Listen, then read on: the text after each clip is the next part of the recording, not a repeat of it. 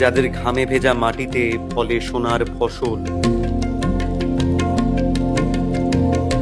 সেই ক্ষেত মজুর ভাই বোনেদের মর্যাদায় এগিয়ে এলেন মাননীয় মুখ্যমন্ত্রী মমতা বন্দ্যোপাধ্যায়।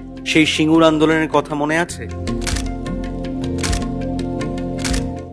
গরিব খেটে খাওয়া কৃষক ক্ষেত মজুরদের অধিকার রক্ষায় তাদের মর্যাদা দিতে লড়াই করেছিলেন বাংলার অগ্নিকন্যা।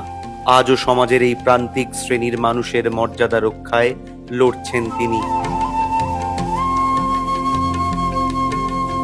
গ্রামীণ অর্থনীতিতে আগেই আমরা কৃষক বন্ধু 10,000 টাকা করে দিই, যার 1 একরের বেশি জমি আছে, যার তার অনেক কম, তারা 4,000 টাকা করে পায়। এবং আজকে ক্ষেত মজদুরটাকে সংযোজন করা হলো। এটা একটা বলতে পারেন, এটা একটা বিরাট পদক্ষেপ।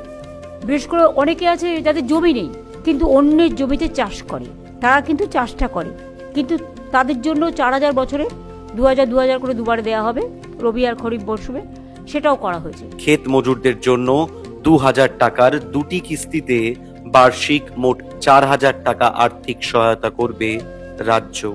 একটি কিস্তি রবি চাষের সময় ও অন্যটি খরিফ চাষের সময় দেওয়া হবে।